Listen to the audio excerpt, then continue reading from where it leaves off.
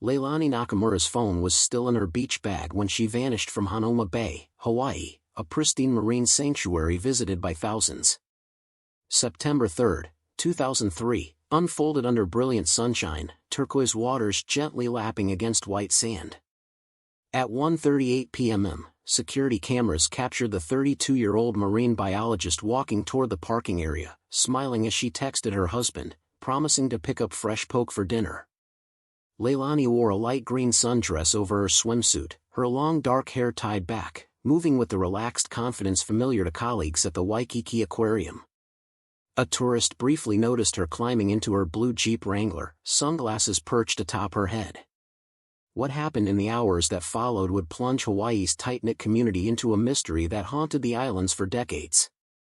Hanauma Bay, with its crescent-shaped beach and vibrant coral reef, represents paradise to millions of visitors.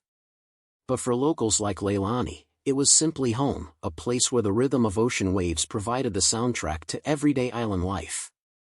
In a modest bungalow nestled among flowering plumeria trees in Kaimuki, Leilani lived with her husband David and their 7-year-old son Kai.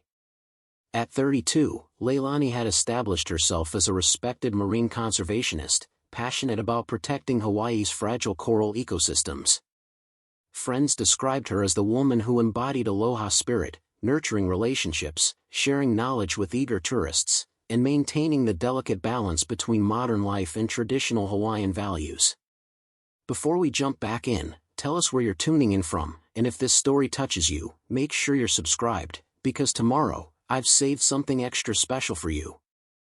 On the morning of September 3, 2003, Leilani kissed her son goodbye as David drove him to school. She planned to spend a few hours at Hanauma Bay collecting water samples for her research before heading to the aquarium for her afternoon shift. Finishing earlier than expected, she sent a quick text to her colleague Malia, "Perfect visibility today. Heading back now." Security footage showed a woman in a light green sundress, walking casually across the parking lot, her beach bag slung over one shoulder, phone in hand. At 1:35 p.m., Leilani called David, her voice animated as she described a rare sighting of a Hawaiian monk seal. She mentioned stopping for fresh ahi on her way home, reminding him they were having dinner with neighbors that evening. It was a brief call, filled with ordinary details, but it became the last time anyone heard Leilani's voice. After that moment, the predictable pattern of her day unraveled like a frayed lei. Her phone went silent, no more texts, no responses to increasingly worried calls. As afternoon turned to dusk, David paced on their lanai, occasionally walking to the street corner, scanning for headlights turning onto their palm-lined street. Their son Kai sat cross-legged on the floor, crafting a shell necklace for his mother's return, his small fingers working meticulously as the minutes ticked by. As daylight surrendered to a velvet Hawaiian night scattered with stars, the bungalow that usually hummed with Leilani's favorite ukulele music fell into eerie silence. David's calls to her phone went straight to voicemail, each unanswered ring heightening his dread. No message, no warning. Leilani, whose name fittingly meant heavenly flower in Hawaiian, had vanished like mist over the mountains. Initial concern quickly morphed into gnawing fear. To David and Kai, each passing hour sharpened a suffocating question: where had Leilani gone after that 1:35 p.m. call? What happened between Hanauma Bay and their home, a drive she had made hundreds of times? As the clock approached midnight, David could wait no longer. Heart racing, he called 911, his voice breaking as he told the operator, "My wife never came home." Within 20 minutes, blue lights flashed outside the bungalow as Honolulu police arrived. 2 officers entered, notebooks ready, asking questions that felt both necessary and unbearable. They wanted to know Leilani's exact schedule, when she left home, which beach she visited, what she said during her last call. David answered methodically, his scientist's mind fighting to stay focused while Kai curled against him, wide-eyed and silent. One officer asked what Leilani had been wearing. David closed his eyes, visualizing her that morning. The green sundress, her favorite shell necklace, simple leather sandals. "She always dresses like that," he whispered, hands trembling slightly as he showed them a recent photo. The officers exchanged glances, jotting notes. They pressed further. Had Leilani seemed depressed lately? Were there financial struggles or marital tensions that might make her want to disappear? David's expression hardened. Absolutely not, he said firmly. We've been married 10 years. She would never leave us without a word. His voice, usually measured and calm, carried such conviction that the officers nodded, though their practiced neutral expressions revealed little. Outside, police lights attracted neighbors, who gathered on sidewalks, murmuring concerns. Kikoa, an elderly fisherman who lived next door for 20 years, approached with a thermos of hot coffee. The spirits will guide her home, he said, pressing the thermos into David's hands. But his weathered face betrayed deep worry, his eyes constantly scanning the darkened street as if Leilani might materialize at any moment. Several neighbors organized an impromptu search, walking nearby streets with flashlights, calling Leilani's name into the tropical night. They returned with only solemn head shakes, the dense island foliage offering no clues. That night, the Nakamura home transformed from tranquility to chaos. Their phone rang continuously, Leilani's parents in Maui, her brother in Honolulu, colleagues from the aquarium, all asking variations of "Is it true she's missing, and have you checked the hospitals?" David repeated the same exhausted response, "We don't know anything yet." In a corner, Kai clutched a stuffed sea turtle Leilani had given him, his small body rigid with confusion. "When's Mom coming back to finish my necklace?" he asked repeatedly, each question piercing David's heart. When a Honolulu Star-Advertiser reporter arrived, cameras captured David sitting on the lanai steps, head in his hands, Kai leaning against his shoulder. The image appeared online that night with a stark headline, "Marine biologist vanishes after day at Hanauma Bay." The story spread rapidly across the islands. A disappearance wasn't uncommon in a tourist destination like Hawaii, but for a respected local scientist and mother to vanish without warning sent shockwaves through the community. Police left around 3 a.m. after logging details and promising to escalate the case for official investigation. They urged David to rest, but everyone knew sleep was impossible in that house. As the door closed, leaving only the sound of distant waves and rustling palms, David sank into Leilani's favorite chair, the house feeling hollow without her energy. He had never felt so powerless. Leilani had always been his anchor in every storm, raising Kai, navigating career challenges, preserving their Hawaiian heritage in an increasingly modern world. Now, with her gone, their home felt like an empty shell washed ashore. On Oahu's windward side, that night stretched endlessly. Beneath the whisper of trade winds through banyan trees, neighbors shared theories and fears. The disappearance had been reported, but for the Nakamura family, it was already a waking nightmare consuming them like wildfire.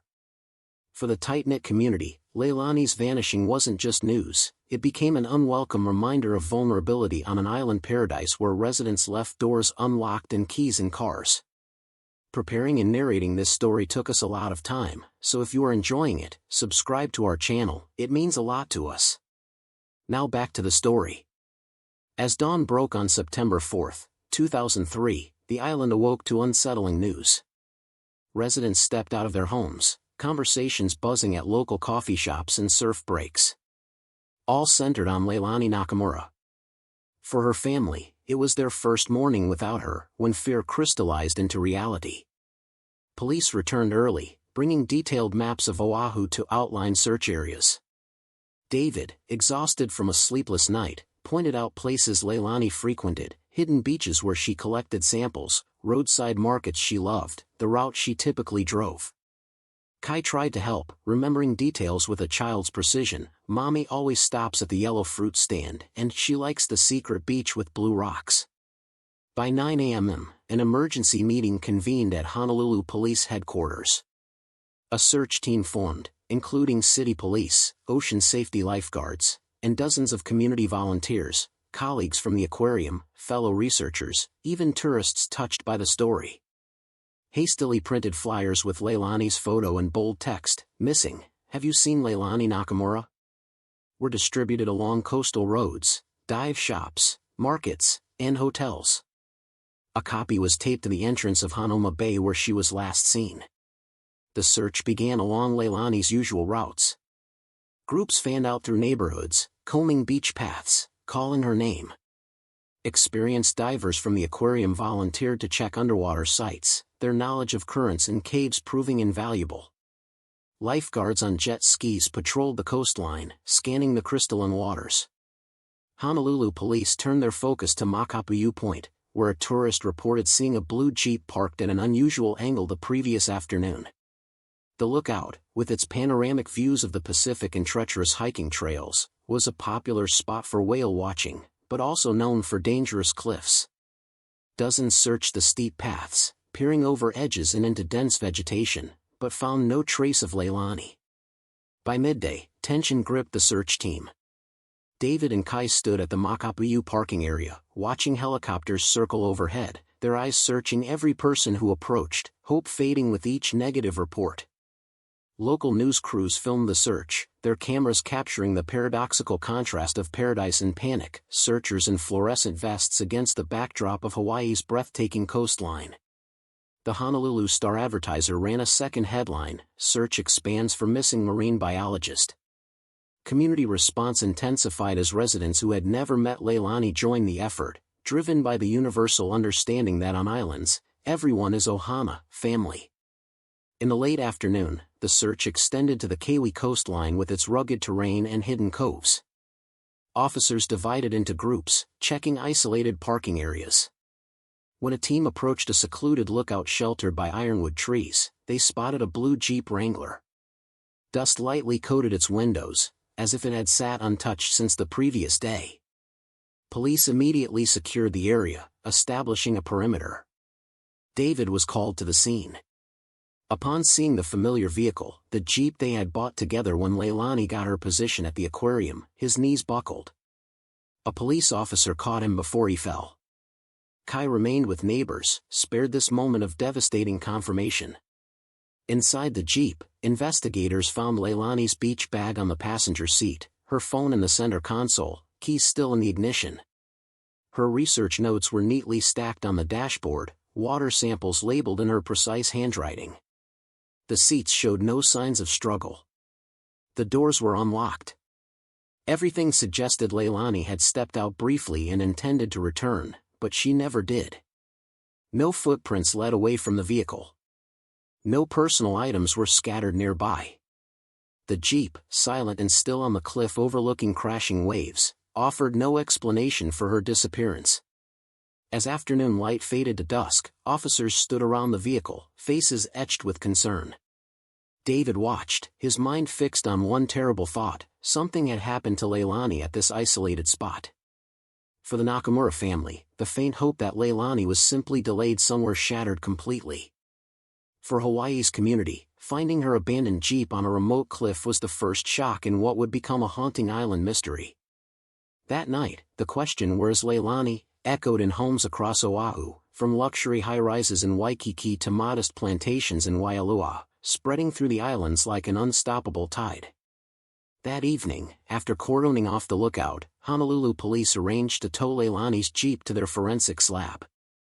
The vehicle was carefully loaded onto a flatbed truck amid the tense silence of the search team and lingering observers. David stood nearby, watching every movement with hollow eyes. The Jeep was returning, but Leilani was not. The police convoy wound through twilit roads, delivering this crucial evidence to the crime lab. The atmosphere inside was electric with focus. A designated area had been prepared, covered with white tarps and bright lights for detailed examination. Forensic officers in full protective gear proceeded with meticulous protocol. They began by photographing the Jeep from every angle, documenting each detail, from the university parking permit on the windshield to a small scratch on the passenger door. When they opened the vehicle, the team paused to observe. The interior was immaculate, typical of Leilani's organized nature. Her beach bag contained expected items: a damp towel, sunscreen, her university ID, and a waterproof notebook filled with observations about reef conditions. In the center console, her phone remained powered on but with a nearly depleted battery. Recent messages showed nothing unusual: work conversations, a reminder to David about dinner plans, and logistics for Kai's upcoming birthday. The keys hung from the ignition as if Leilani had simply stepped away momentarily. As examination continued, something unusual emerged. On the driver's side floor mat, technicians discovered several grains of unusual black sand, not matching any from beaches near where the Jeep was found. Under magnification, the sand particles appeared distinctive, possibly volcanic in origin, but not from Kauai coastline. This small detail stood out starkly. Why would black sand be in her Jeep when Hanauma Bay and the surrounding areas featured golden sand? Another technician carefully examining the passenger seat found a single long, blonde hair caught in the seat's crevice. This was immediately noted as significant. Leilani had dark hair, as did her husband and son. The hair was collected with sterile tweezers, sealed in an evidence bag, and marked for DNA analysis. Every sample was cataloged and documented with precision. To the team, even the smallest detail could potentially break the case open. Yet, in 2003, forensic technology had significant limitations. DNA analysis was slower, less sensitive, and databases held fewer profiles for comparison. The sand particles and unidentified hair, though carefully preserved, provided no immediate answers. While the forensic team worked, the station's corridors filled with reporters seeking updates. Local news covered the story extensively, broadcasting images of search teams combing coastlines and divers exploring underwater caves. The evening's TV broadcast opened with footage of the blue Jeep being towed, a ticker reading, "Missing biologist's vehicle found, but search for Leilani Nakamura continues." At the Nakamura home, David sat with Kai before the television, seeing Leilani's Jeep on screen. The boy looked up, confusion in his eyes. "If Mommy's car is back, where's Mommy?" David had no answer, only pulling his son closer, fighting back tears that threatened to overwhelm him. Finally, a preliminary report was drafted, vehicle located at Makapu'u Point Lookout. All personal belongings intact. No signs of struggle or theft. Unidentified hair recovered from passenger seat. Unusual sand particles collected from driver's side floor. For police, this was a necessary procedural step. For the Nakamura family, it felt like confirmation of their worst fears. Leilani hadn't left voluntarily. Something had happened at that lonely lookout. That night, as the Jeep sat sealed in the police garage, Hawaii endured a collective sleepless night. People talked story at local plate lunch spots, in surf lineups, and at impromptu prayer circles. Why would a knowledgeable local woman vanish from a clifftop lookout? Why was the Jeep there but not her? For the police, this was just the beginning of a complex investigation. For the Nakamura family, the Jeep wasn't merely evidence, it was a painful reminder that Leilani had disappeared under mysterious circumstances, leaving behind an unbearable void in their once peaceful island life. On the morning of September 5, as newspapers hit stands across Hawaii, bold headlines dominated: "Marine biologist's Jeep found, Leilani Nakamura still missing." The Honolulu Police Department faced mounting pressure from media and an increasingly anxious community. While search teams continued combing coastlines, a quieter investigation unfolded behind closed doors at police headquarters, focusing on security footage from Hanauma Bay. Officers meticulously reviewed the recordings, frame by frame. The grainy images showed Leilani exiting the nature preserve at 1:38 p.m., dressed in her green sundress, moving with purpose. Nothing seemed unusual about her demeanor. She smiled at a passing family, adjusted her beach bag, and walked toward the parking area. At 1:40 p.m., an exterior camera captured her approaching her Jeep, one hand holding her phone to her ear, likely the moment she called David. What made investigators pause and replay the footage repeatedly was a dark gray pickup truck that appeared moments later, circling slowly through the lot, lingering briefly near where Leilani had parked before driving away. The license plate was partially obscured by mud or dirt, making it unreadable. The footage wasn't conclusive, but it planted a seed of suspicion. Detective Keone Alana, the lead investigator, noted in his report, "Unknown vehicle exhibits behavior consistent with surveillance. Subject appears to be monitoring parking area." It wasn't enough to identify a suspect, but it suggested Leilani might not have been alone when she left. Meanwhile, police canvassed for witnesses. They set up an information booth outside Hanauma Bay, urging anyone who had been there on September 3 to come forward. Around noon, a Japanese tourist named Yumi approached. She confirmed seeing Leilani in the parking lot, remembering her because they had briefly chatted about sea turtles earlier that day. Yumi recalled seeing Leilani stop to speak with a man near her Jeep, tall, tanned, wearing a dark baseball cap and sunglasses. Their conversation seemed brief but intense, with Leilani gesturing animatedly. When Yumi looked up from loading her rental car a minute later, both Leilani and the man were gone. Police listened intently, noting details: male, approximately 6 feet tall, athletic build, dark cap, aviator sunglasses, tan skin. But Yumi hadn't seen his face clearly, couldn't determine if they knew each other, and the distance left her uncertain about their interaction. Her statement was vague but notable, the first suggestion that Leilani had encountered someone before disappearing. In the briefing room, as the footage and witness statement were analyzed, Detective Alana frowned. They had established a sequence. Leilani left Hanauma Bay at 1:38 p.m. and called David. A mysterious pickup appeared. A witness saw her speaking with an unknown man. But nothing was solid enough to identify a suspect or determine what happened next.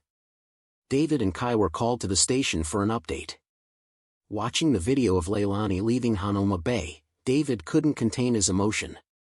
He recognized her graceful movements, the way she tucked hair behind her ear while on the phone, small gestures he'd fallen in love with over their decade together. But the footage cut off as she reached her Jeep, leaving him with the same emptiness that now defined their home. "She looks completely normal," David whispered, voice raw with grief. "No fear, no worry, something must have happened right after." Kai stood silently beside him, one small hand clutching his father's, eyes wide with confusion that no child should endure. In Hawaii's close-knit communities, these new details spread rapidly. People whispered about the gray pickup, the mysterious man in the parking lot. Some claimed to have seen a similar truck parked near popular beaches in recent weeks. Others reported noticing a man fitting the description watching female swimmers and snorkelers. These rumors lacked substance, but police recorded each one, creating a growing file of unverified but potentially connected reports. That evening, local news replayed the grainy footage of Leilani leaving Hanauma Bay, highlighting the gray pickup that appeared moments later. The ticker read, "Final moments of missing biologist caught on camera." Who was the unknown man she met? The islands watched, collectively unsettled by the thought that in paradise, such darkness could lurk. The investigation report closed that day with a stark summary: Leilani Nakamura last seen at Hanauma Bay parking lot at 1:40 p.m. Witness reports conversation with unidentified male subject. Gray pickup observed in vicinity. Insufficient evidence to identify suspect or determine subject's whereabouts after leaving Hanauma Bay. The next morning's Star-Advertiser headline read, "Camera and witness provide clues, but Nakamura disappearance remains mysterious." In the Nakamura home, David sat with the newspaper spread before him, Kai sleeping fitfully against his shoulder after another night of nightmares. The weight of uncertainty crushed them both, traces and paths, all leading to dead ends. In the weeks after the Hanauma Bay footage aired, Leilani's story consumed Hawaii. What began as brief news segments transformed into front-page features and primetime specials. Her photograph, smiling broadly after a research dive, dark hair gleaming in the sun, became an island fixture. But with the attention came a wave of rumors that distorted the image of the woman the community once admired. The press, hungry for angles, began probing Leilani's personal life. Articles mentioned the Nakamura's mortgage, hints of David's occasional jealousy over her male colleagues, and Leilani's intense work schedule. One paper quoted an anonymous coworker claiming Leilani seemed distant and preoccupied in recent months. Sensational headlines fueled sidewalk speculation: troubled marriage? Research secrets? Environmental activism gone wrong? In beachside cafes, surf shops, and farmers' markets, theories multiplied. Some believed Leilani had been harmed, the abandoned Jeep on a remote cliff suggesting foul play. Others whispered darker suspicions, that she had staged her disappearance to escape mounting pressures or even to join a lover. Maybe she wanted a new life, a barista whispered to customers. The perfect family isn't always so perfect. These cruel words sliced through David and Kai's already wounded hearts. The Nakamura family fought back against the rumors. They appeared on Hawaii News Now, sitting together under harsh studio lights. David's voice trembled but remained resolute. Leilani would never abandon our son or her work protecting Hawaii's reefs. She devoted her life to both. Please don't believe these baseless stories. If anyone knows something, anything, come forward. Help us bring Leilani home. Kai, too young to fully understand, still sensed the gravity of the moment. He clutched a small reef model Leilani had helped him build, his voice small but clear. My mommy loves the ocean and she loves me. She wouldn't leave us. His innocent certainty moved many viewers to tears. But rumors possess a destructive power all their own. They divided the community and weakened search efforts. Some volunteers withdrew, believing they were wasting time on someone who might have left willingly. Those convinced Leilani was a victim grew frustrated with the skepticism. This divide became painfully evident at a traditional Hawaiian blessing ceremony held at Makapu'u Point where her Jeep was found. As a kahuna chanted ancient prayers, asking the ancestors to guide Leilani home, murmurs rippled through the gathering. Some prayed fervently for her safety while others exchanged doubtful glances. The unified spirit that initially drove the search began to fracture along lines of belief. Had she been taken, or had she left? David became the focus of increasing scrutiny. Some suspected he wasn't telling the whole truth, that marital problems had driven Leilani away or worse. Though police made no official statements implicating him, their repeated questioning of David fueled speculation. At the university where he taught mathematics, colleagues who once brought casseroles now averted their eyes. At Kai's school, the boy faced cruel questions. Did your dad hurt your mom? The innocence of childhood poisoned by adult suspicion. The unfairness weighed on David. He had lost his wife, his partner in building their Hawaiian life, and now faced silent judgment everywhere he turned. For Kai, school became unbearable. Children, repeating their parents' theories, asked if his mother ran away because she didn't love them anymore. These thoughtless words left the 7-year-old sobbing in the counselor's office, clutching the unfinished shell necklace his mother would never complete. Under public pressure, police held a press conference. The spokesperson chose words carefully. We are exploring all possibilities in the Nakamura case, including both voluntary departure and foul play. At this time, we cannot rule out any scenario. Rather than calming speculation, this carefully balanced statement fanned the flames. The next morning's headline read, Police don't rule out Leilani Nakamura leaving voluntarily. Nothing in the evidence suggested Leilani had left by choice. Her passport remained in their home safe. No unusual financial transactions preceded her disappearance. She had scheduled diving classes for the following week. But in a community accustomed to safety, believing a predator might be among them was more frightening than imagining she had chosen to leave. Thus, Hawaii became divided between those convinced Leilani was harmed and needed justice, and those who thought she had escaped her life. For the Nakamura family, this division wasn't just painful, it isolated them in their quest for truth. David watched as friendly waves from neighbors turned to averted gazes. He realized they weren't just fighting to find Leilani, but to preserve her memory in a community all too willing to believe the worst. On October 3, 1 month after Leilani's disappearance, a somber milestone passed with little progress. The case had grown cold despite promising initial evidence. Search efforts dwindled from hundreds of volunteers to a handful of dedicated friends. The media, once camped outside the Nakamura home, moved on to fresher stories. Leilani's file remained open, but active investigations slowed as new cases demanded attention. David struggled to maintain normalcy for Kai's sake. He continued teaching at the university, helping with homework, preparing meals, all while carrying an unbearable weight. Nights were hardest. After Kai fell asleep, David would sit on the lanai, staring at the stars Leilani had taught their son to name, wondering if she was somewhere beneath the same sky.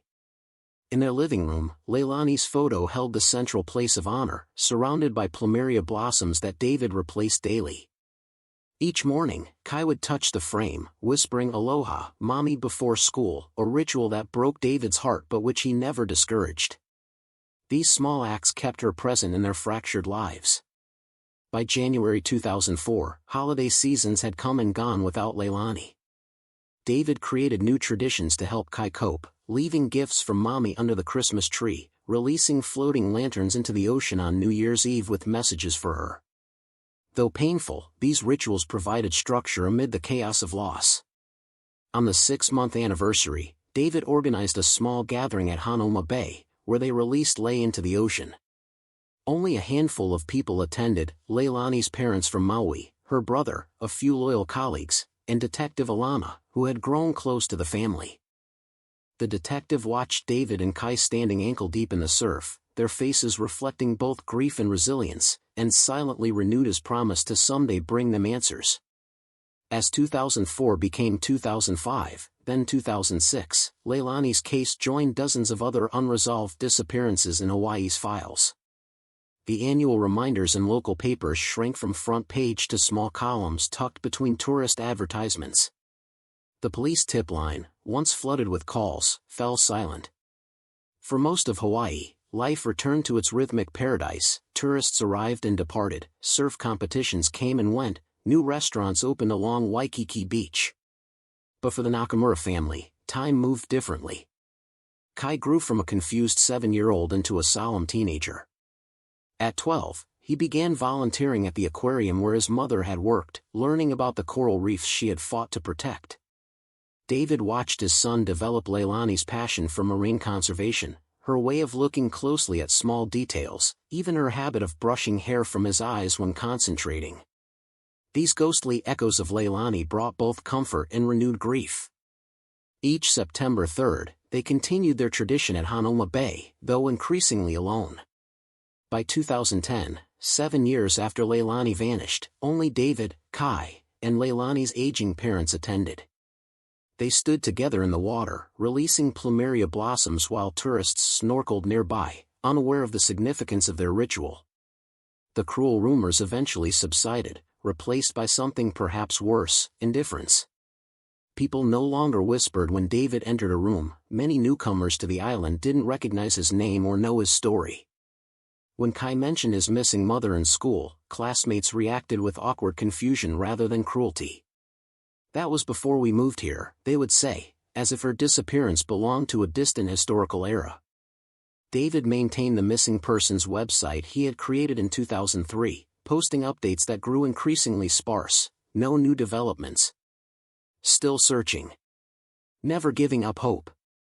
The visitor counter slowed to occasional clicks, mostly from family members or true crime enthusiasts who discovered Leilani's story while researching Hawaiian mysteries.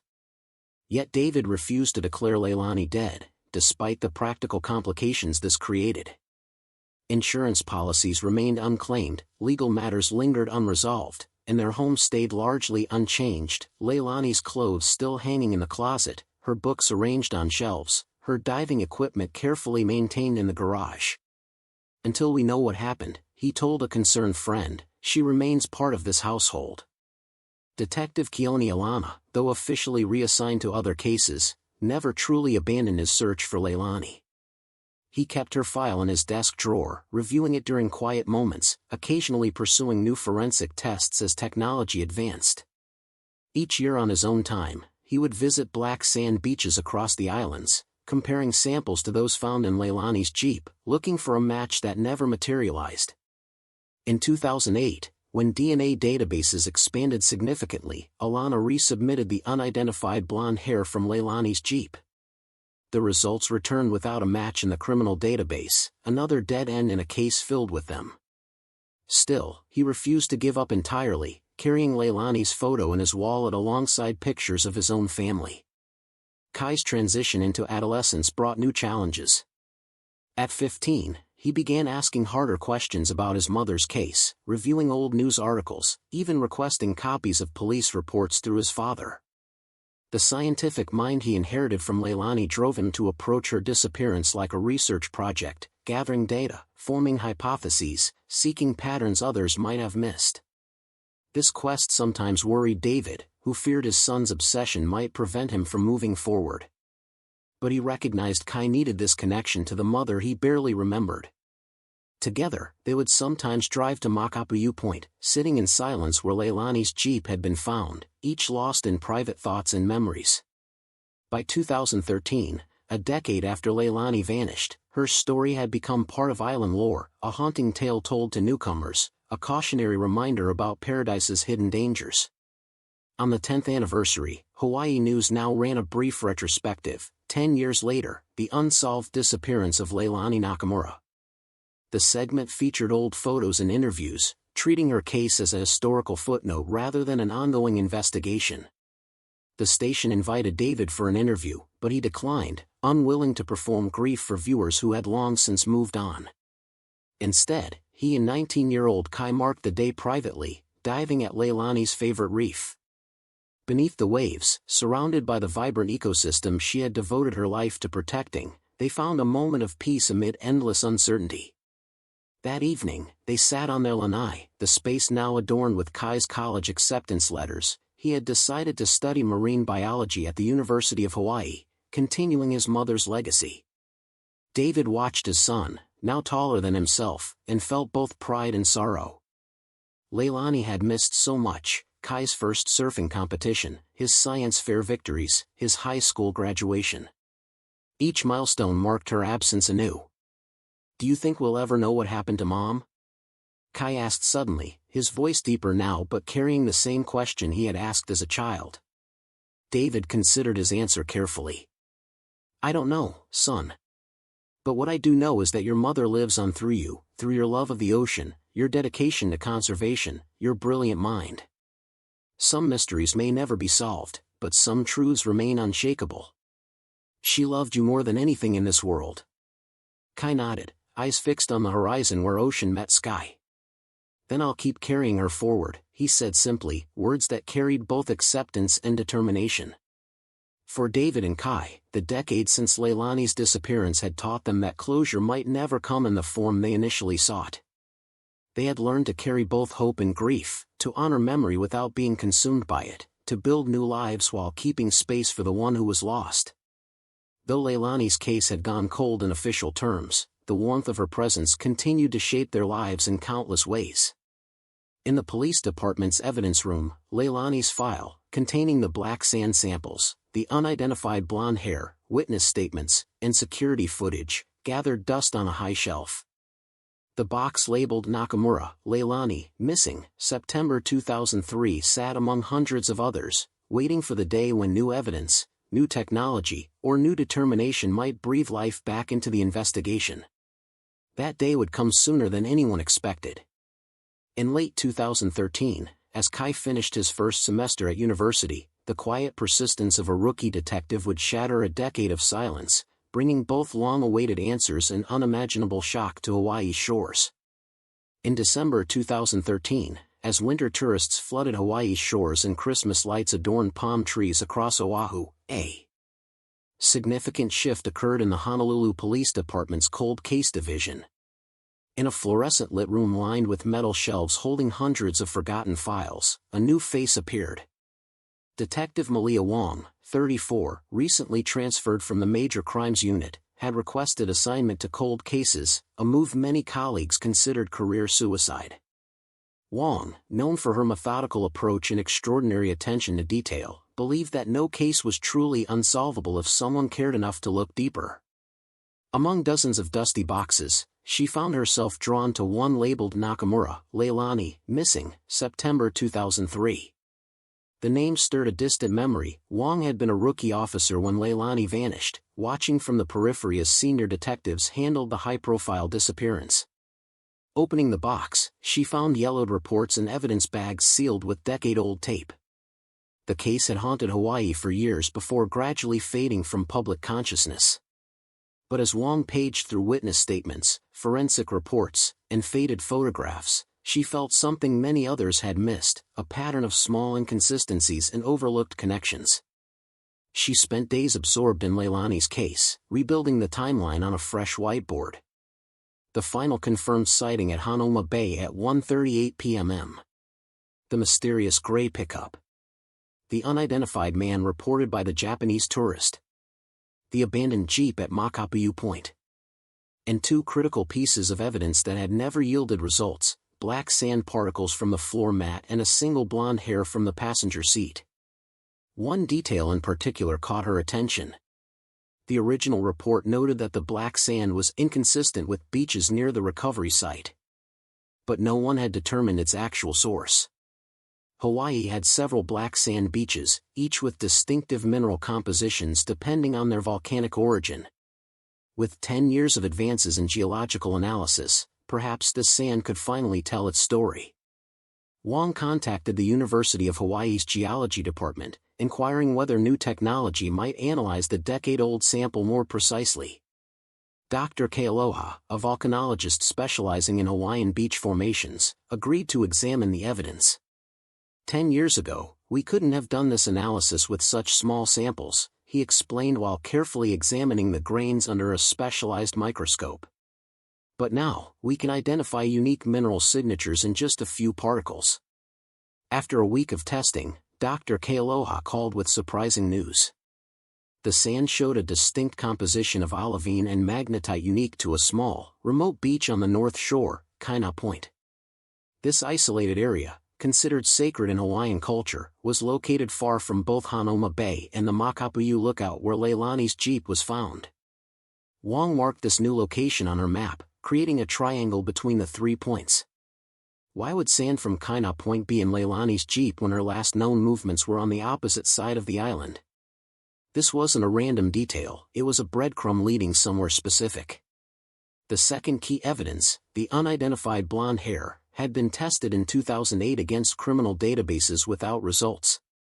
But DNA technology had advanced significantly since then.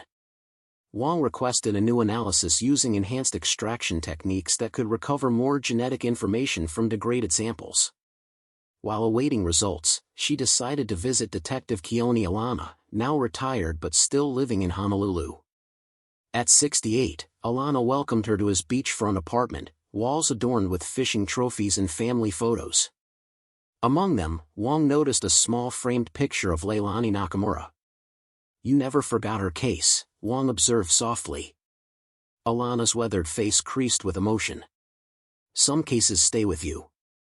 This one haunted me into retirement." He pulled out a worn notebook filled with his personal notes on the investigation. The thing that never made sense was the location of the Jeep. Leilani was an experienced local who knew those cliffs were dangerous.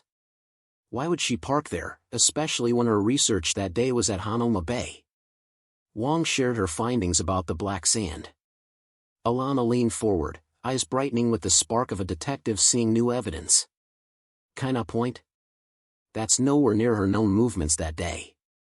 Together, they spread maps across Alana's kitchen table, tracing possible routes between these disparate locations.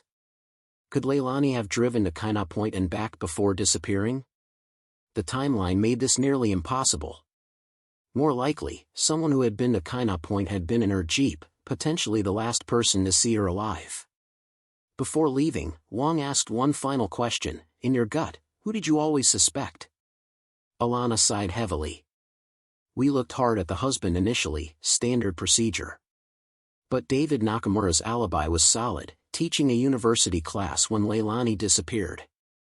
No, I always felt we missed something about that gray pickup. The witness description was vague, but something about it felt personal, not random." With renewed determination, Wong returned to headquarters, focusing on the gray pickup truck seen in the Hanauma Bay footage. The original investigation had searched vehicle registrations but found too many matches to narrow down suspects. Wong took a different approach, cross-referencing gray pickup owners with individuals who might have connections to both Hanauma Bay and Kaina Point. The DNA lab results arrived in January 2014. The enhanced testing extracted a more complete genetic profile from the blonde hair but still found no match in criminal databases.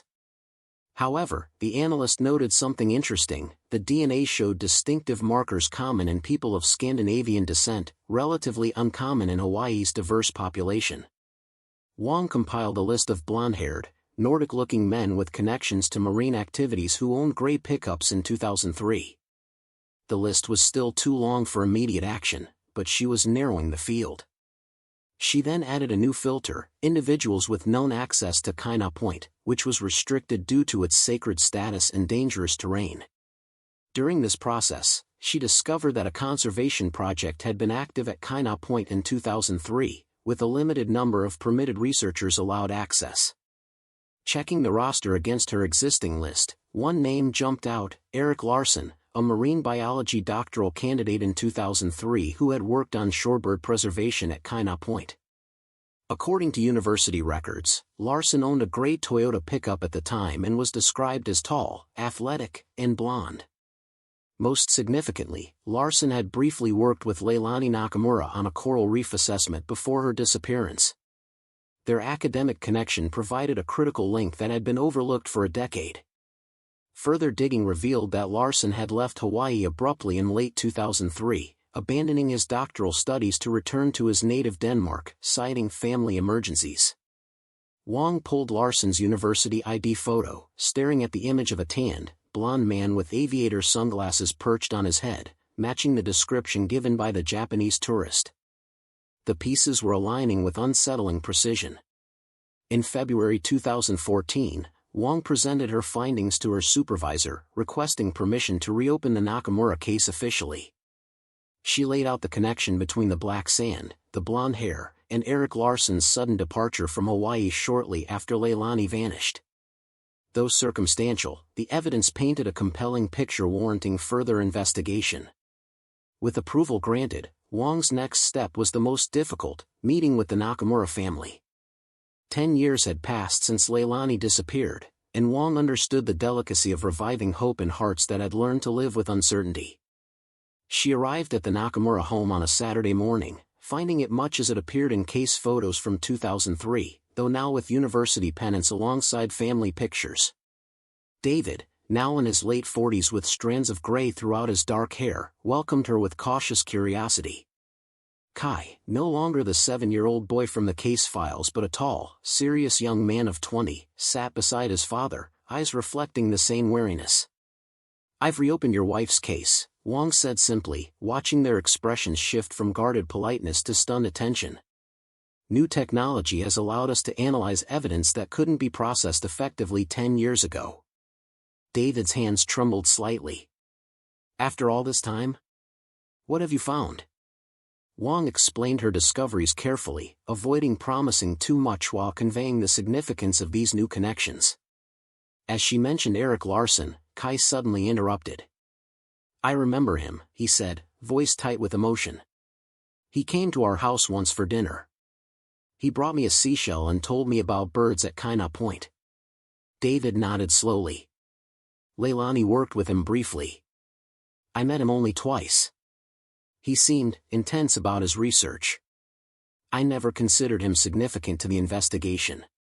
We believe he may have information critical to understanding what happened to your wife," Wong replied, choosing her words carefully.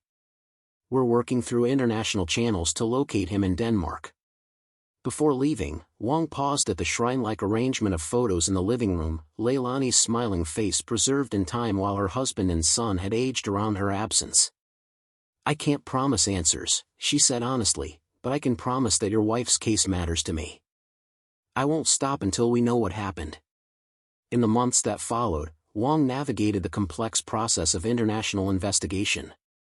Through Interpol, she discovered that Erik Larson had established himself in Copenhagen as an environmental consultant. His company website featured a bearded man with the same distinctive blue eyes from his university ID, now matured into his early 40s. Danish authorities agreed to question Larson and collect a voluntary DNA sample. The interview revealed little. Larson acknowledged knowing Leilani professionally but denied any connection to her disappearance. He claimed to have left Hawaii for family reasons unrelated to the Nakamura case. However, he consented to DNA testing, perhaps confident that a decade had erased any evidence. In April 2014, Wong received the comparison results. Larson's DNA matched the hair found in Leilani's Jeep with 99.9% certainty. This wasn't merely circumstantial anymore, it placed him directly in Leilani's vehicle around the time she vanished. Combined with the Kaina Point sand, his sudden departure, and witness description, Wong now had enough to request his extradition for formal questioning. The legal process moved gradually, with diplomatic and jurisdictional hurdles slowing progress. Meanwhile, Wong continued building her case, interviewing former colleagues who confirmed Larson had expressed romantic interest in Leilani, despite her clear commitment to her family. One researcher recalled Larson becoming increasingly obsessive, collecting news clippings about Leilani's conservation work and appearing unexpectedly at her research sites. In August 2014, Erik Larson was finally extradited to Hawaii. The media erupted with speculation as cameras captured him descending from a plane, flanked by officers. Headlines blared across the islands: "Suspect in 2003 Nakamura disappearance returns to Hawaii," and "Break in cold case, former colleague questioned in biologist's vanishing." The interrogation room was stark and windowless, recording equipment capturing every moment as Detective Wong faced Larson across a metal table. His composed demeanor, dressed in a crisp button-down shirt, beard neatly trimmed, contrasted with the gravity of the situation. "We know you were in Leilani's Jeep," Wong stated calmly, sliding the DNA report across the table. "Your hair was found in the passenger seat. Black sand from Kaina Point, where you worked, was found on the driver's side floor. You left Hawaii abruptly after she disappeared." Larson's facade cracked slightly, a twitch at the corner of his mouth betraying tension. "We were colleagues. I was in her vehicle for research purposes several times. The witness at Hanauma Bay described someone matching your appearance speaking with Leilani just before she vanished," Wong continued, maintaining steady eye contact. "Your gray pickup was captured on security footage following her." For hours, Larson maintained his innocence, offering plausible explanations for each piece of evidence. But when Wong played a recording of Kai Nakamura describing the seashell Larson had given him, something shifted in the suspect's eyes, a flicker of emotion quickly suppressed. Wong leaned forward. "What happened at Waikiki Point, Erik? Did she reject you? Did things go too far?" Silence stretched between them, heavy with unspoken truth. Finally, Larson looked up, his voice barely audible. "It was an accident." The confession, when it finally came, unfolded in halting segments. Larson admitted developing an obsession with Leilani, viewing her as both a brilliant researcher and something more personal. He had followed her to Hanauma Bay that day, waiting in the parking lot, and approached her as she was leaving. "I just wanted to talk to her," he said, eyes fixed on his hands. "To convince her that we belonged together. I told her about a rare monk seal sighting at Waikiki, knowing she wouldn't resist checking it out for her research. Leilani had agreed to follow him to the lookout point. Once there, overlooking the cliffs, Larson had professed his feelings, suggesting they could build a life centered around marine conservation. When Leilani gently but firmly rejected him, reminding him of her family and asking him to respect professional boundaries, his fantasy shattered. "I grabbed her arm," Larson continued, voice hollow. "She pulled away, moving backward. The edge was right there. She slipped. I reached for her, but it happened so fast." He described watching in horror as Leilani fell from the cliff onto the rocks below. "I climbed down. She wasn't moving. I panicked." Instead of calling for help, Larson had made a fatal decision. He moved her body to his truck, driving to Kaina Point where he knew of remote underwater caves. There, he weighted Leilani's body and placed her in a deep cavern where currents would eventually carry her remains out to sea. He returned to Waikiki to leave her Jeep, creating the impression she had disappeared while sightseeing. As the confession ended, the interrogation room fell silent except for the soft whir of recording equipment. Wong studied the man across from her, not a calculating murderer, but a person whose obsession and cowardice had destroyed multiple lives. The distinction offered little comfort to those left behind. That evening, Wong drove to the Nakamura home for the hardest conversation of her career. David and Kai sat side by side on their lanai as she delivered the news they had awaited for 11 years. Leilani had died on September 3, 2003, victim of a tragic confrontation and subsequent cover-up. Her body would likely never be recovered from the ocean that had been both her passion and her final resting place. David listened in stunned silence, decades of uncertainty crystallizing into terrible clarity. Kai, the marine biology student who had followed his mother's path, wept openly, grief fresh and raw despite the years that had passed. When Wang finished speaking, the young man asked just one question: did she suffer? Wang shook her head. The medical examiner believes the fall would have been instantly fatal. She didn't suffer. It was the one mercy she could offer them. In October 2014, Erik Larson stood trial for manslaughter and improper disposal of human remains. The courtroom was packed with media, community members, and the constellation of lives touched by Leilani's work and disappearance. David and Kai sat in the front row, their presence a silent testimony to 11 years of anguish. The prosecution presented a comprehensive case: the DNA evidence, the black sand, witness testimony about Larson's obsession, and his own confession. The defense argued that Leilani's death was a tragic accident, not a crime of intent. After 5 days of testimony, the jury returned their verdict: guilty on both counts. The judge sentenced Larson to 20 years in prison, stating firmly, "You may not have intended to take Leilani Nakamura's life, but your actions afterward reflect a profound disregard for human dignity. You stole not only her future but also the peace her family deserved." Headlines across Hawaii announced, "Justice at last, conviction in 2003 Nakamura case and 11-year mystery solved, former colleague sentenced in biologist's death." For Hawaii's communities, the resolution brought a complex mixture of relief and sadness. The uncertainty that had haunted the islands for over a decade had ended, but the truth offered little comfort. In beach gatherings and community centers, people processed the shocking revelation that the perpetrator had been among them all along, a respected researcher whose obsession had led to tragedy.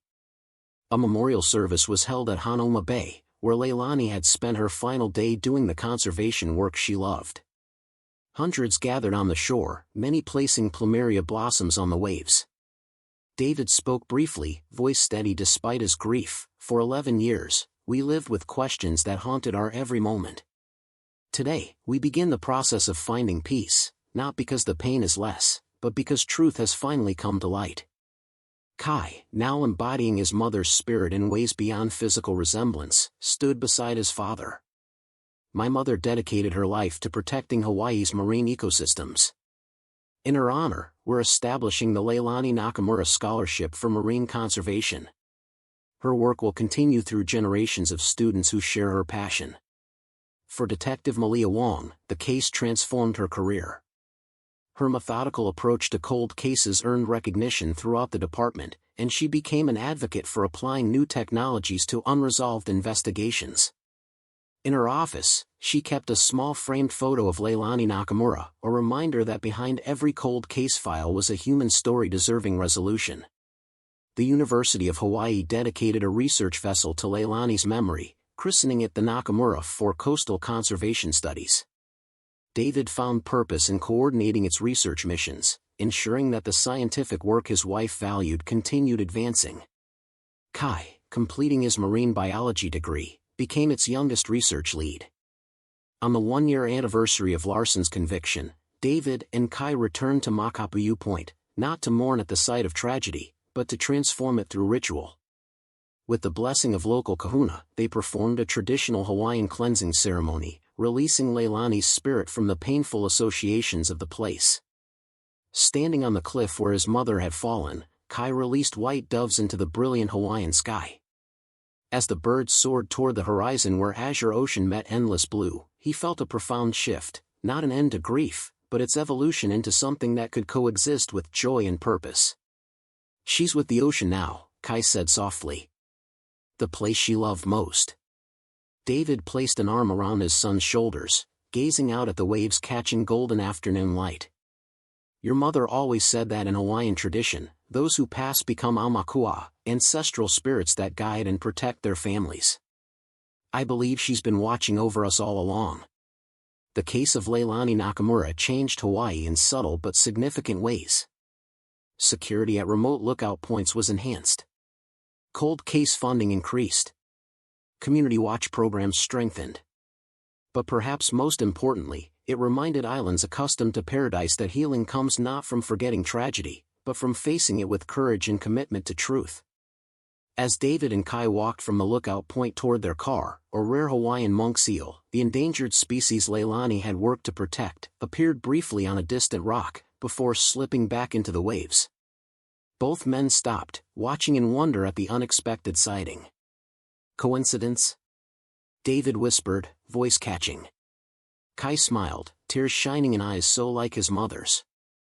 I think Mom would say there are no coincidences in nature, only connections we haven't yet understood. That evening, as sunset painted Hawaiian skies in vivid orange and purple, the Nakamura men sat on their lanai. Leilani's photo remained in its honored place, but something had changed in how they looked at it, less with desperate longing, more with grateful remembrance. Across Oahu, lights twinkled on, stars emerged, and the eternal rhythm of waves continued their ancient conversation with the shore. The mystery that had haunted these islands for 11 years had found resolution not through miracle but through persistence, the unwavering commitment of a detective who believed cold cases deserved warmth, a family who refused to surrender to uncertainty, and communities that ultimately chose truth over comfortable silence. In solving Leilani's case, Hawaii rediscovered something essential about itself, that beneath the picture-perfect paradise lay a resilient spirit capable of facing darkness and emerging, scarred but stronger, into light. Her story, once defined by mysterious disappearance, had transformed into something different, a testament to the power of memory, justice, and the enduring bonds that connect us beyond time and tide. The Leilani Nakamura case might have reached its legal conclusion, but its ripple effects continued to transform lives across Hawaii long after Eric Larson's conviction. 5 years later, on a warm September morning in 2019, Kai Nakamura stood at the helm of the research vessel bearing his mother's name. At 26, he had grown into a respected marine biologist in his own right, his features echoing Leilani's in ways that often startled those who had known her. The young man adjusted the boat's instruments, squinting against brilliant sunlight as they approached the coral reef monitoring station off Hanauma Bay. Recording started, announced his research assistant, Malia Kealoha, adjusting underwater camera equipment. Water temperature at 27.2 Celsius, visibility excellent. Kai nodded, checking his own instruments. This particular reef had been his mother's favorite research site, and continuing her work felt like maintaining a conversation with her across time. The data they collected would contribute to Hawaii's largest longitudinal study of coral reef health, a project Leilani had helped pioneer almost 2 decades earlier. Dad's bringing the student group tomorrow, Kai mentioned as they anchored. First field trip of the semester. Malia smiled. Professor Nakamura always gives the best lectures out here. The students worship him. After Leilani's case was solved, David had gradually shifted from mathematics to environmental education, eventually becoming a professor of sustainability science at the University of Hawaii. His interdisciplinary approach, combining data analysis with conservation principles, drew students from across the Pacific. At 54, he had found renewed purpose, though friends noticed he still wore his wedding ring and spoke of Leilani in the present tense when discussing her research. Later that afternoon, Kai visited the small marine research center that now bore his mother's name. The Leilani Nakamura Center for Marine Conservation occupied a modest building near Hanauma Bay, its walls lined with her photographs and research posters. What had begun as a memorial scholarship had expanded into a thriving research hub, supporting graduate students focused on preserving Hawaii's fragile marine ecosystems. Inside, Detective Malia Wong, now Captain Wong of the Honolulu Police Department's expanded cold case division, waited in the small conference room. Though no longer actively investigating the Nakamura case, she had maintained a close relationship with the family, her career path forever altered by her work bringing Leilani's case to resolution. The documentary crew wants to interview you next week, she informed Kai, sliding a production schedule across the table. They're calling it Beneath the Surface, Hawaii's most compelling cold case. Kai skimmed the document, expression thoughtful. Another documentary. That makes 5 now. You don't have to participate, Wong reminded him gently. No, I want to, Kai replied. Each time we share Mom's story, someone else learns about her work. And maybe another family with an unsolved case finds hope. the Nakamura case had indeed inspired renewed attention to cold cases nationwide. Wong's methodical approach, combining advanced technology with traditional detective work, became a model for departments across the country. Her team had subsequently solved 7 more long-dormant cases, earning her national recognition and speaking engagements at law enforcement conferences. "I saw Larson's parole hearing is scheduled for next month," Wong said carefully, watching Kai's reaction. He nodded, his calm expression masking deeper emotions. "Dad and I have submitted our statements. We don't plan to attend in person." Eric Larson had served 9 years of his 20-year sentence, becoming eligible for parole consideration under Hawaii's sentencing guidelines. His behavior in prison had been exemplary, completing multiple degrees and counseling programs, but the Nakamura family had made their position clear. They believed justice required him to serve his full sentence. The following weekend, David and Kai hiked the gentle trail leading to Makapu'u Lighthouse, an annual tradition marking the anniversary of Leilani's death. The path had once held only painful associations, but their cleansing ceremony years earlier had transformed its meaning. Now, reaching the scenic overlook where the lighthouse stood sentinel over the Pacific, they felt a sense of peace amid lingering sadness. "I've been thinking about something," David said as they gazed out at the azure expanse. "The Leilani Nakamura Center has outgrown its space. The university is offering us the new marine science building." Kai raised an eyebrow. "That's a significant upgrade." "It would mean expanding beyond scholarships into a full research institute," David continued. "Your mother's vision was always larger than people realized. She believed conservation required systems thinking, connecting reef health to climate policy, tourism management, indigenous practices. You've been planning this for a while, haven't you?" Kai asked, recognizing the thoughtful precision in his father's words. David smiled.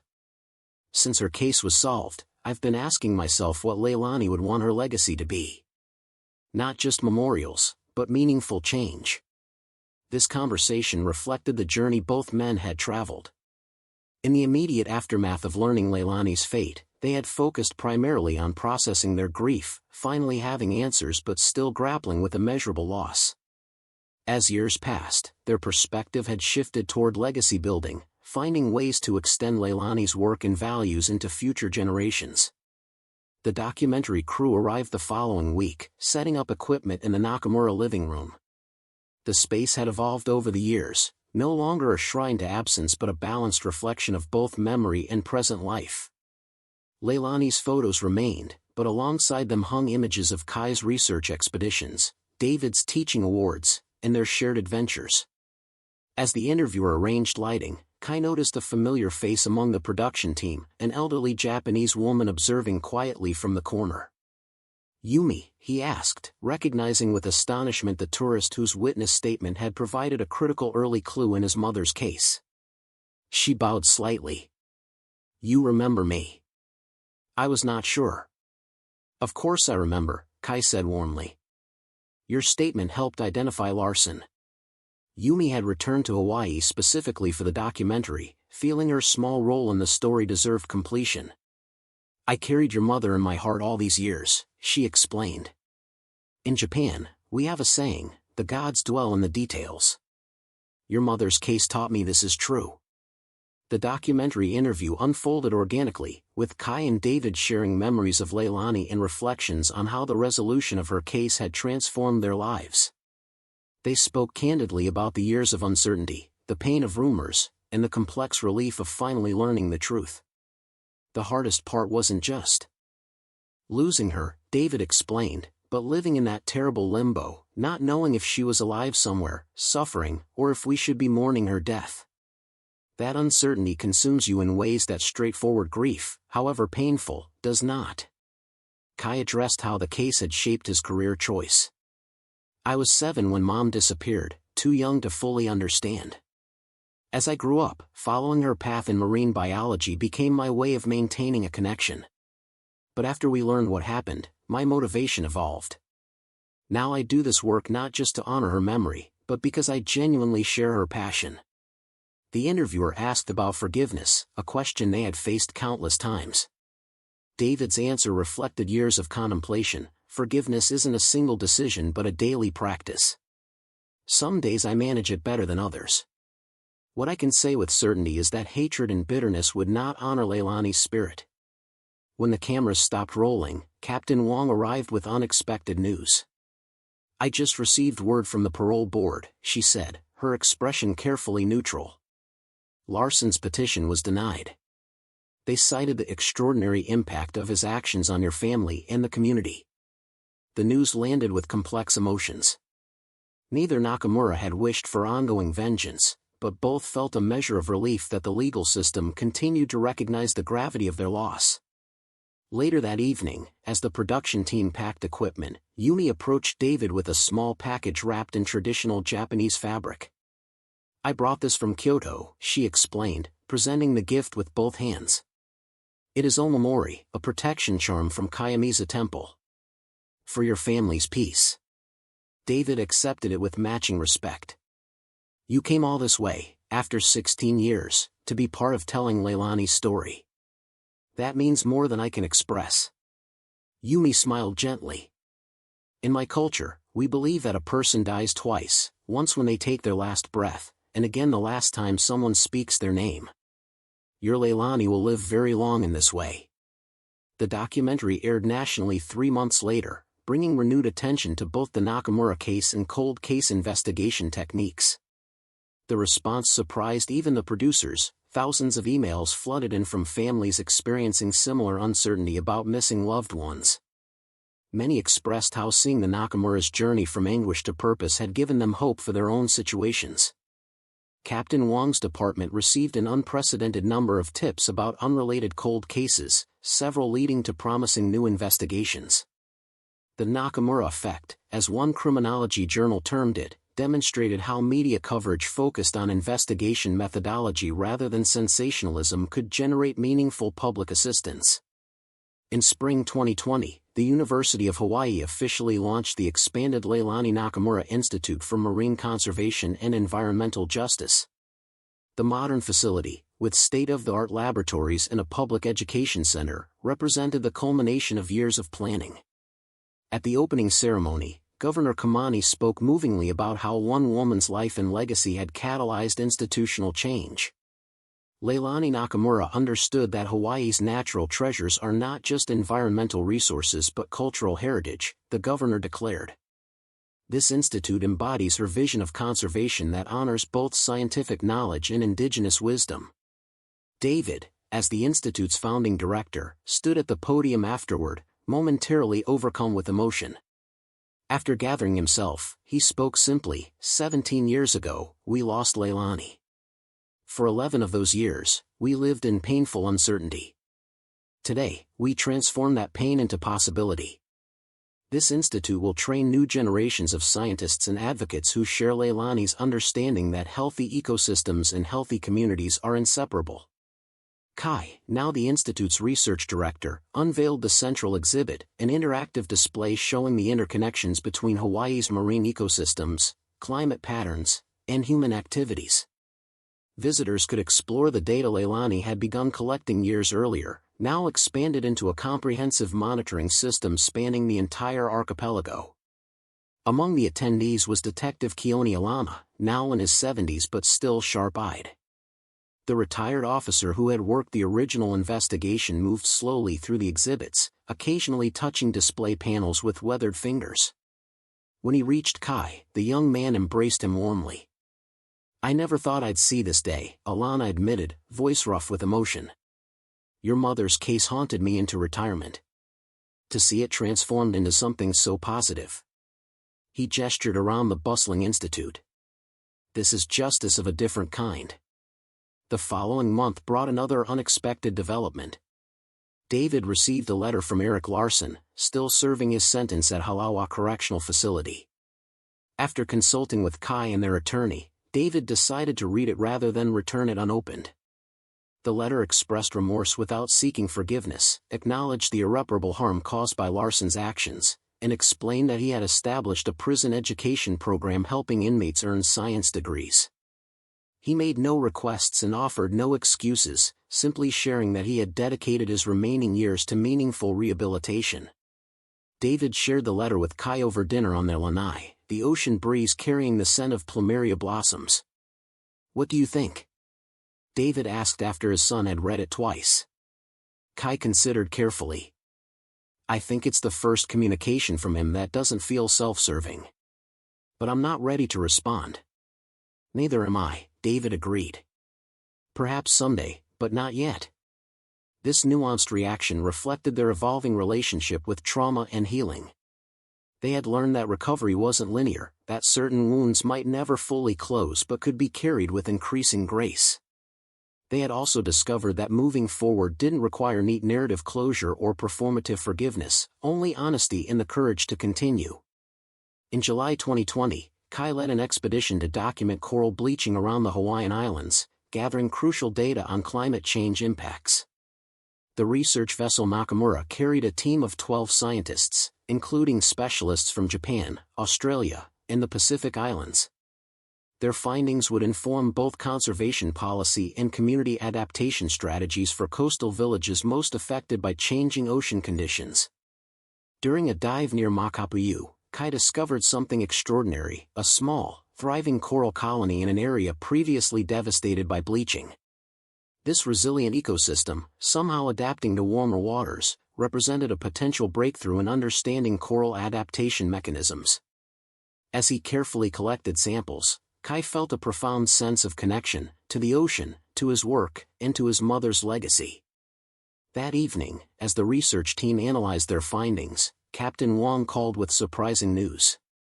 The parole board had reversed its earlier decision. Erik Larson would be released in September 2020, contingent on strict conditions including no contact with the Nakamura family and permanent residence outside Hawaii. The news reopened questions both David and Kai thought had been settled. They discussed their feelings during a long evening walk along Waikiki Beach, away from colleagues and responsibilities. "Part of me still wants him to serve every day of those 20 years, Kai admitted, watching distant surfers ride twilight waves.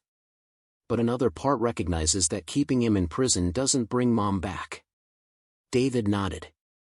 "The system has made its decision.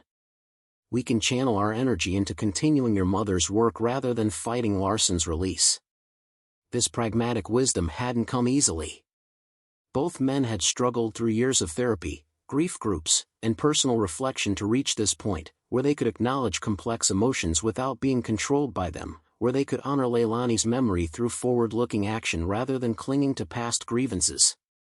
In September 2020, 17 years after Leilani's disappearance and 6 years after the case was solved, Erik Larson was quietly released from Halawa Correctional Facility and immediately flew to California, his first step toward eventual return to Denmark. The Nakamura family declined media interviews about the release, instead focusing on the Institute's expanding programs. That month, they marked the anniversary of Leilani's death not with somber remembrance but by launching a new citizen science initiative, training community volunteers to monitor reef health across Hawaii. The program, called Leilani's Legacy, emphasized indigenous knowledge alongside Western scientific methods, encouraging participants to learn traditional Hawaiian ecological practices. At the launch event held at Hanauma Bay, dozens of families gathered with snorkeling gear and waterproof data collection tablets. David watched with quiet pride as Kai demonstrated survey techniques to eager participants ranging from children to elders. "Your mother would have loved this," said Kikoa, their elderly neighbor who had brought coffee on that terrible night 17 years earlier. Now in his 90s, he had come to witness the program's launch, his weathered face creasing with emotion. "She always said the ocean belongs to everyone, so everyone should help protect it." David nodded, watching a young girl carefully photograph coral formations under Kai's guidance. That's exactly what she believed. And now it's happening. As the years continued to pass, the Nakamura case gradually transformed in public consciousness from a shocking crime to an inspiring example of resilience and purpose. Academic articles analyzed how the family had navigated their trauma, creating meaning from tragedy. Law enforcement studies examined how Detective Wong's methodical approach had broken the case open. conservation organizations pointed to the Leilani Nakamura Institute as a model for community-engaged research. By 2023, 20 years after Leilani's disappearance, Kai had established himself as a leading voice in Pacific marine conservation. His research on coral adaptation mechanisms had earned international recognition, and his approach, combining rigorous science with respect for indigenous knowledge, reflected the values his mother had championed. David, approaching retirement from university teaching, focused increasingly on the Institute's public education programs. He found particular meaning in working with school groups, inspiring young people to consider careers in conservation. Though his hair had turned fully silver and lines mapped his face, his enthusiasm remained youthful when sharing stories about Hawaii's marine ecosystems. That September, they held a 20th anniversary event that deliberately celebrated life rather than dwelling on loss. The day-long symposium featured presentations from researchers worldwide who had been supported by the Nakamura Institute, showcasing discoveries and conservation initiatives that had grown from Leilani's original work. As evening approached, attendees gathered on the beach for a traditional Hawaiian ceremony. Torchlights illuminated the shore as a kahuna offered blessings in flowing Hawaiian language. Kai and David stood at the water's edge, each holding a wreath of native flowers. As the final chant concluded, they waded into the gentle surf, releasing the wreaths to be carried by outgoing tides.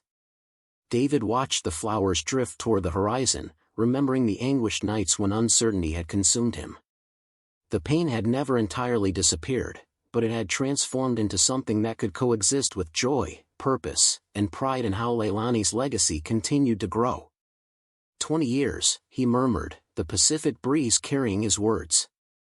Sometimes it feels like yesterday, other times like another lifetime. Kai nodded, his profile against the sunset remarkably like his mother's. I've been thinking about something Mom used to say, that in Hawaiian tradition, nothing truly ends. Energy transforms, cycles continue, ancestors guide the present. She believed that deeply, David agreed. Even before I understood it myself. As darkness settled over the ocean, small lights appeared along the shoreline, dozens of floating lanterns placed by ceremony participants, creating a pathway of light extending from shore to horizon. The tradition, honoring those who had returned to the sea, created a breathtaking visual metaphor for continuity and connection. Captain Wong, now approaching retirement herself, stood nearby with Detective Alana, both watching the ceremony with quiet reverence.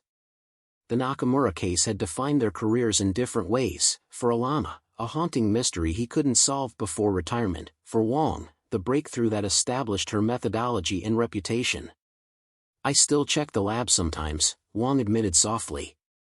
Seeing what new technologies might have helped us solve it sooner. Alana nodded. That's the nature of detective work. You always wonder what you missed, even after the case is closed. The difference, Wong replied, is that we eventually found answers. So many families never get that chance.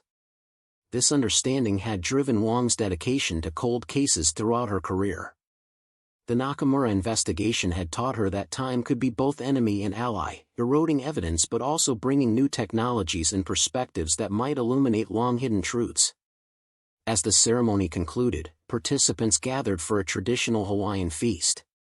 The atmosphere was celebratory rather than mournful, exactly what David and Kai had envisioned. Conversations flowed about upcoming research projects, conservation initiatives, and educational programs, all carrying forward the values Leilani had embodied. Late in the evening, as guests began departing, a young woman approached David with a research proposal. I'm applying for the Nakamura Fellowship, she explained, offering her paper with nervous excitement. My project focuses on integrating traditional navigation knowledge with marine protection. David smiled, recognizing in her the same passion that had animated Leilani. She would have loved this approach, he said, accepting the proposal. Bridging cultural wisdom with scientific understanding was exactly her vision. As the young researcher walked away, Kai joined his father, watching the last lanterns flicker on distant waves. 20 years ago, we lost Mom, he said quietly. But look at what she started, what continues to grow from her work. David placed a hand on his son's shoulder. That's the most profound form of justice, not just punishing wrongdoing, but creating ongoing good that outweighs the loss. Together, they walked back toward the institute that bore Leilani's name, its windows glowing with light against the Hawaiian night. Inside, her photographs smiled down on research labs where new discoveries were made daily, classrooms where students learned to value both scientific data and cultural wisdom, and community spaces where diverse voices contributed to conservation planning. The mystery of Leilani Nakamura, once defined by devastating absence, had transformed into presence that continued to inspire, teach, and protect the islands she had loved. Her story had evolved from true crime narrative to something far more powerful, a testament to how truth, however painful, can become foundation for healing, purpose, and profound positive change. Up next, you've got two more standout stories right on your screen. If this one hit the mark, you won't want to pass these up. Just click and check them out. And don't forget to subscribe and turn on the notification bell so you don't miss any upload from us.